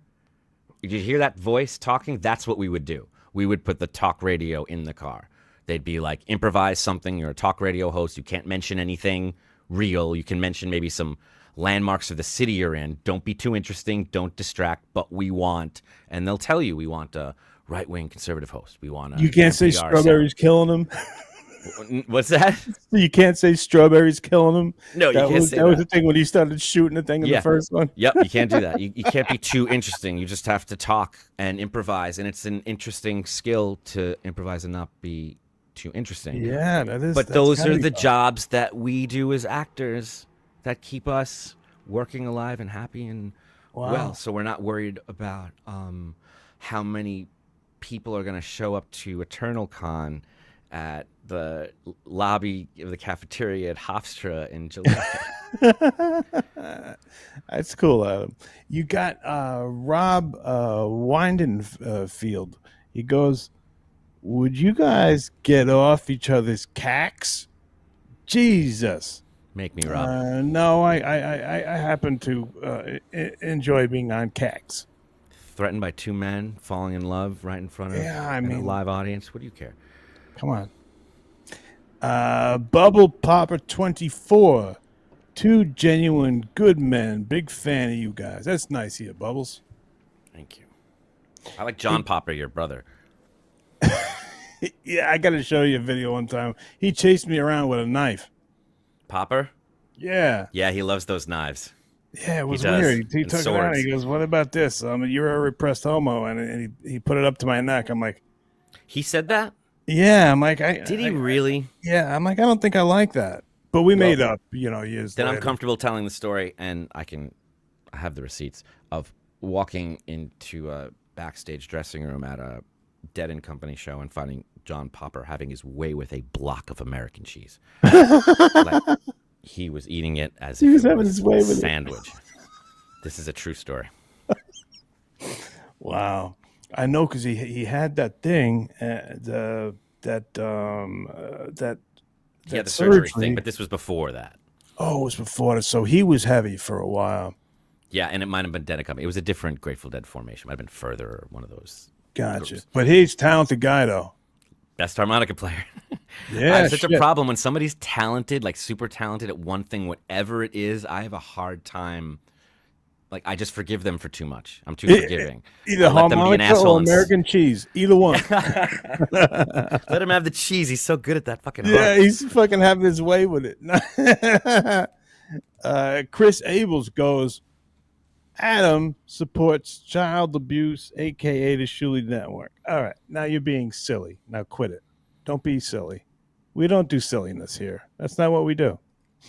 Tony Eveready goes, Casey, you may not like John because he hooked up with Anne Marie, but you have to admit he's entertaining. First of all, he didn't hook up with Anne Marie. Anne Marie was my ex-girlfriend about 30 years ago, nor do I care if she was with the Knicks. I wouldn't give a fuck. But I don't like people lying about a woman's reputation. I think that's wrong. And he's What about the Nets? If it was the Nets, would that be all right? The Nets, I got a problem. Okay, that's what I thought. But when you lie, and when you put someone down and they're not aware of that you're doing that, I don't have any respect for you. Booga booga. All right, here we go. Reverend Rage. Casey, Adam, this is great. Thank you for a great show. Well, I can only thank my guests. Mr. Adam, just a great guest. Look at how willing you are to answer everything, and even in those chats when things get personal, you're very thankful. Oh, I don't care. No, because people try and get you, and they realize that you can't be got if you just know how you feel about things. Yeah, I mean, they have to. And like we learned today, take a minute to pause if we don't know, and it will come, right? It will happen. Nice. Where were you? Sunflower Dragon? Here we go. We got J Loiter. Love you, Casey. Why are you being a lone wolf? Every time you show up on a panel like with WATP, the audience goes nuts. You don't have to be alone in any context. That's very nice of you. Thank you very much. I just work better that way. What about you, Adam? Particularly with Zoom and StreamYard and stuff, it's hard to find a rhythm sometimes. It really is. Comics can jump in real easily. They've kind of got that down. I feel like people like you and I, we're listening. So I'll let dead air happen because I'm listening and I'm thinking, and my first thought is not, we have to move this along. My first thought is just on comprehending and what they're saying. So sometimes it does feel like it would be better alone, but we all want a Robin, right? We all want a voice that's there and supportive when we need it and shuts the fuck up when we don't and just knows how to do that. But it just shows you, like you were saying, like Robin's like, I have a skill and my skill is worth this many hundreds of millions of dollars because it is hard to do. And I have to deal with racial issues and I have to deal with women's issues that I did not sign up to be a fucking leader in. And I have to answer to, I'll never forget the greatest, the most, when that person wrote that letter addressed to something, what was it? Like they sent a letter to K-Rock addressed to like N-word. And they gave it to Robin. It found its way to her. It was like, And she kept trying to point out how insane this was, that this letter made its way through this corporate organization to her. They're like, she must mean her. Like, Wow. that's what she was getting paid for, and being able to support him while dealing with all of this stuff. I will say Opie had to do the same thing in his own way when him and Anthony's political beliefs started to shift, and he doesn't see that there's a talent and a skill in shutting the fuck up and listening and moving things along the way that we admire it. He doesn't see that. Robin does. So look at where they're at. Wow. There was a time, it was right after the World Trade Center. I mean, we got anthrax sent a couple times, man. That was kind of scary, you know? I mean, where would you get shit like that in the first place? You know? I know you could send powder and stuff. I mean, you could send baking powder or whatever, but this was the real shit. And we used to open the mail, you know, we didn't have people open it, but after that, then there was someone who, it got sent somewhere else, and they went through with gloves and, stuff like that. But and this is stuff that was meant for Howard. This was meant for Howard? Yeah. And how did it affect him? Did it make him paranoid? Well, he never angry? opened the mail. You know, but for me, just knowing that somebody's out there trying to do this, like, or wants to either scare me or actually do this, it's hard to just go through your day knowing that's out there. That someone's looking to do that to you. Yeah. Did you see changes in him when that happened? He stayed when it was 9/11. He was there because if he went back to his apartment, it would be just him by himself. So being around everyone and maintaining control with everybody and still having that group of people around where it was normal, that's why he stayed. And that's one of the things that you'll never hear about. You'll always hear about how brave it was that people stayed at night. They told that the tunnels and the bridges were closed. So it wasn't anything brave that you thought it was. I never appreciated, even though I know it's comedy, but people judging people's reactions to 9/11 based on even in the K-Rock building or anywhere else. Like, you don't know. And anybody who says they know how they would handle something like that, it's like, you're so full of shit. Yeah, and now I know you don't, because that means you're not prepared for variables. You think you know what's going to happen. You don't know, and you don't know how you're going to react. And you can't judge anybody for how they handle it, you know? You don't know what's going on. And most of these people that are claiming to be heroes are not helping.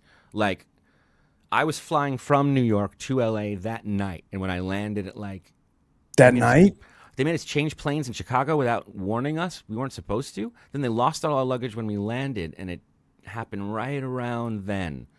And it was so it was nice. So it was the 10th? Yeah, flying over, and I had to work in LA the next day, and showed up on time. But the point was that my instinct was, I gotta get back. I gotta get back. You gotta go back home. Yeah, I gotta get back to New York, where no one needs me, where I'm only in the way, where I have no training or expertise, where I'd be using up resources, airlines, like even if I just got in my car and drove, like, I'd be better off making room and leaving gas for somebody. But that was my instinct to go towards it is no more heroic than anybody that was there that was like, we gotta get the fuck out.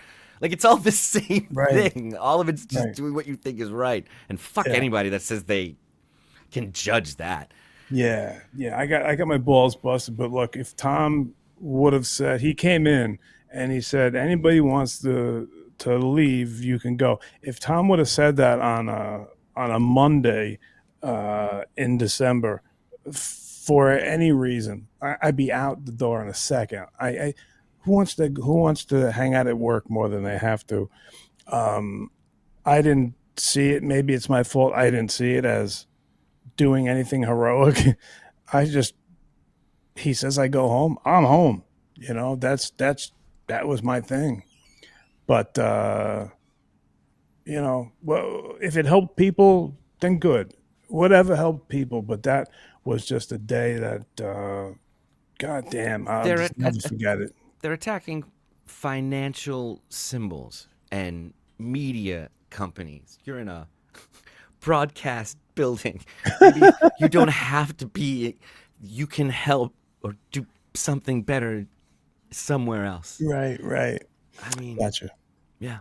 Yeah, If you you don't could. mind me asking before we go, and Sure. if I'm taking up your time, No, just it's okay. selfishly, I gotta know because I'm just a It's fan. okay. What was Eric the actor like, and what was your time with him like? And is there anything you can recall about your time together? Because I really, I'll save that for after. Actually, you go Okay. first.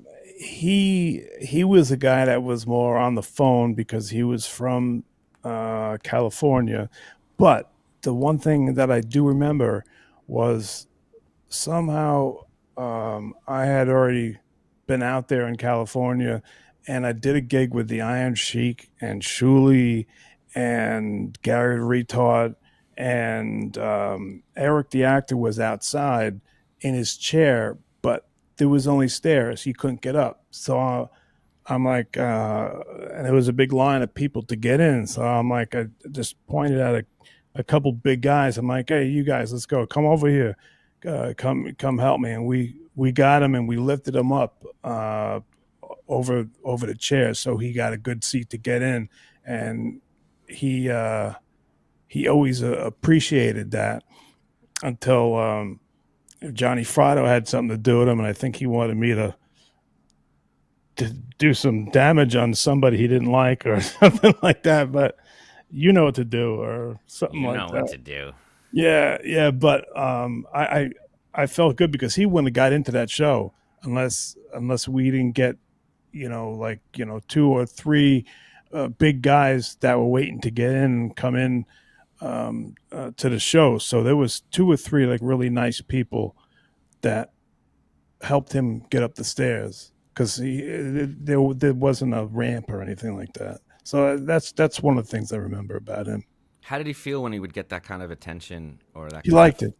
Yeah. He liked it. He thought he was like kind of like hey, they I'm a pretty important guy, but not in a cocky way. Just like, hey, there's people looking to help me out. Exactly. Now help me figure this out. What is the difference? Why is it not cocky? Why are we sympathetic to Eric, but that exact same quality we just talked about in other people as being right? He didn't expect it, Adam. Did he, or was that he the didn't bit? expect it? He didn't expect it at all. He wasn't writing those shows going like, "Put me, I want to meet this celebrity. I want to." He was ready to go back to however he got. He wasn't even online. He was coming close, and then I got a call. I'm like, fuck this. This guy's, he calls in all the time. Let's just go fucking get him. What fucking, we can't do this. Yeah. And he wasn't expecting it. He was about to have a bad night. So we got some fans, and it was just people doing something nice for another human being. So it's good to have that memory. You around and not Johnny Fratto as much. Johnny Fratto. Interesting. I find this really interesting because I know Opie's in-laws hated Anthony, and they hated those politics, and they would judge Opie for being, with these street comics doing this kind of subversive humor. They looked down upon it, I think, because they didn't know how to process it and didn't know what it was. Okay. The same way that Eric's parents didn't know what the Howard Stern show was and probably only knew what like Tipper Gore said about it, so Eric, often acted like he didn't enjoy certain things or was grossed out by certain things, and he kept his distance with that show in the same way I feel like Opie did.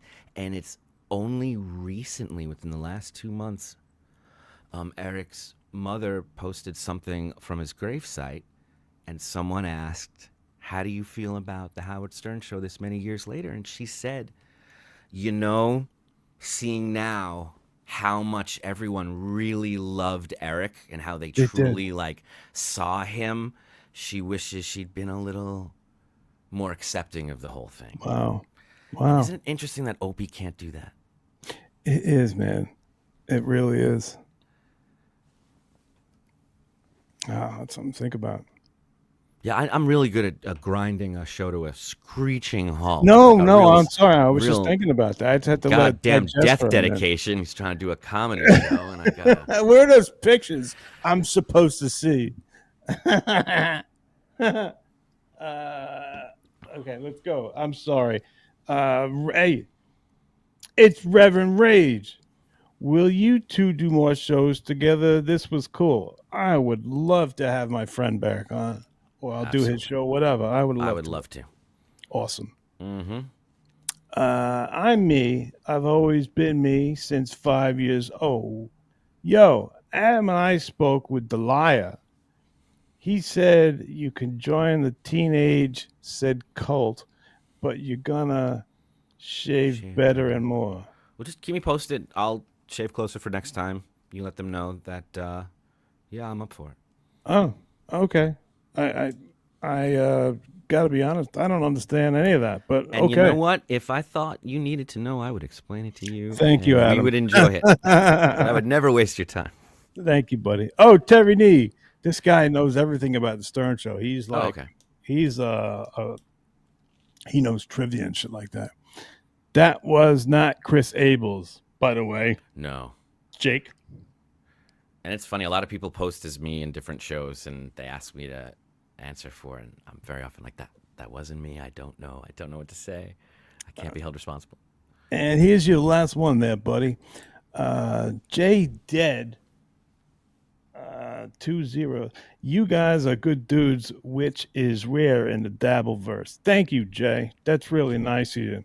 Thank you. Appreciate that. And Adam, I can't tell you how much of a pleasure it was to have you on, buddy. And anytime you want to do this again, I'll do your show, you do mine, whatever. But let me give you the final words here, buddy. And I got one more video to show you on the way out. Cool. Last thoughts on Woody Guthrie. I just on Woody Guthrie. It's a poem by Bob Dylan. When your head gets twisted and your mind grows numb. When you think you're too old, too young, too smart, too dumb. When you're lagging behind and you're losing your pace in the slow motion crawl of life's busy race. Whatever you're doing, if you start giving up, if the line don't come to the top of your cup.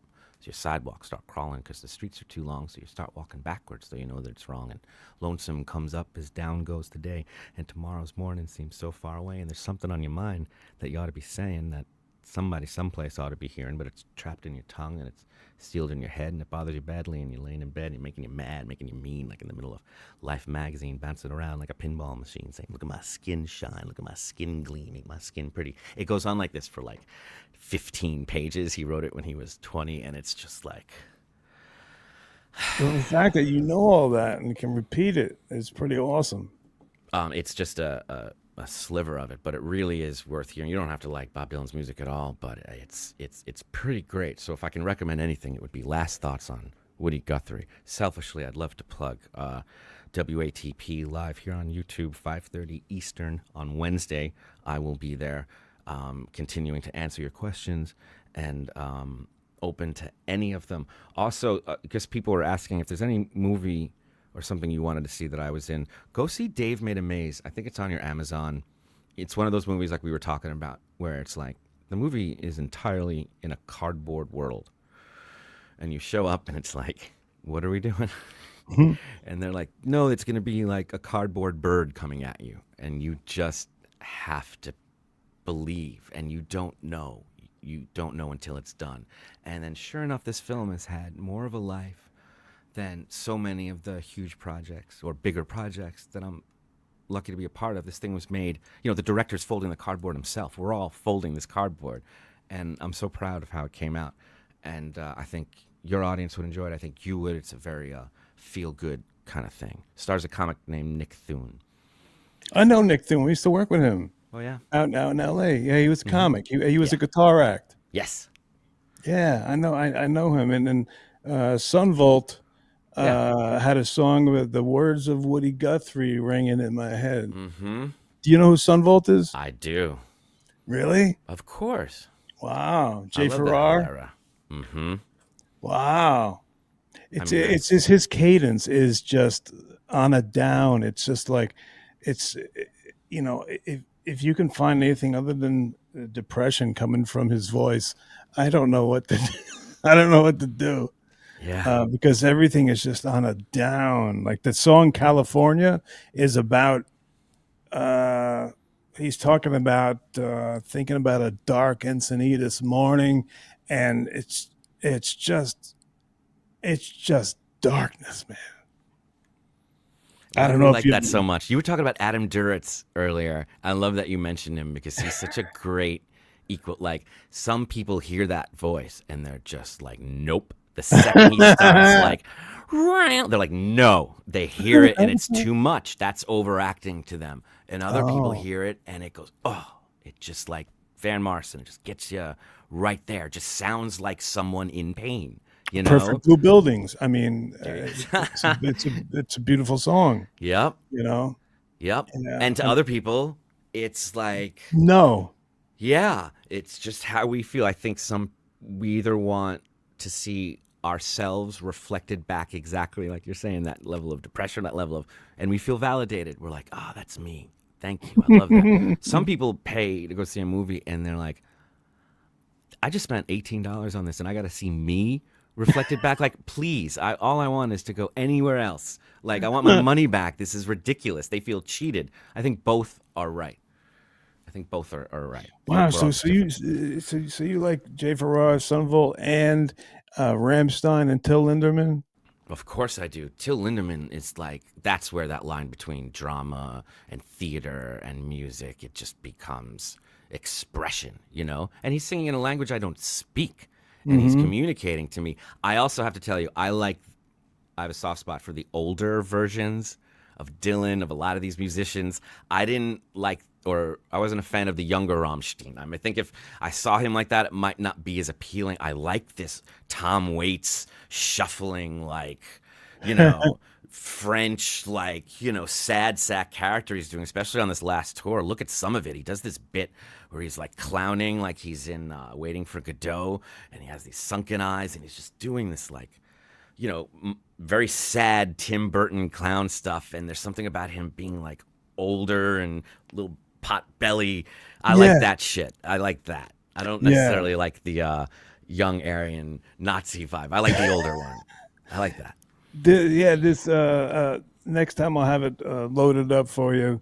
But there's a really powerful video that he does where he's got this. I believe it's about addiction. It has him and he's controlling this little puppet, this little midget puppet, and he's feeding it alcohol and heroin, and somehow it's transversed into World War II, and all these people drop to the floor from being hung after they hung themselves, and then they all celebrate.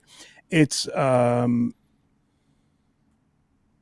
I'd love to get your because you're smarter than me. I'd love to get your opinion. Well, it's what you're saying. You were like, you're describing something like, it made me feel what? I don't even know, but I know I'd never seen anything like that before.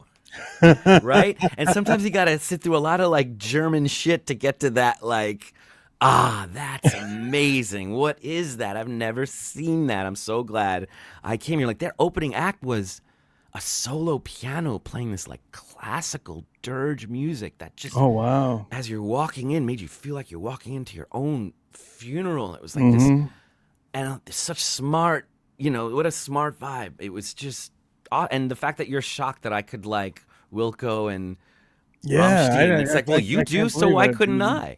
You do. Maybe we're not so alone.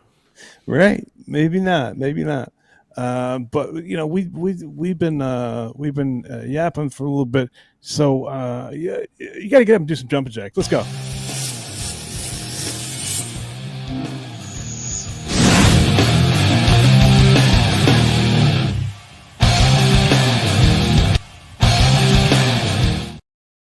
Is that a full jumping jack? What was that?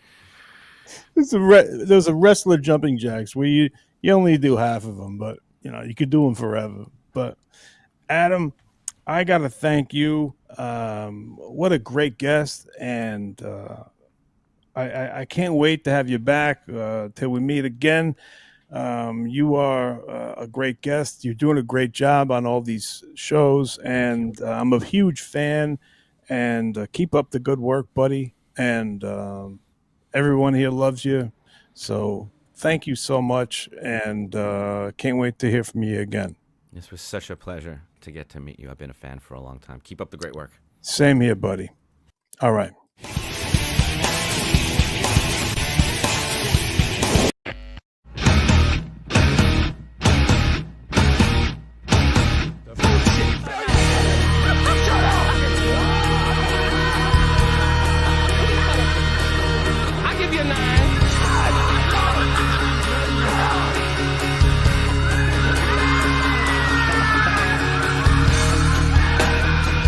Our pal Casey Armstrong. Oh, wow. Everybody, let's give a warm welcome to Mr. Casey Armstrong. Stevens, have a beer. Yeah. For my buddy, Casey Armstrong.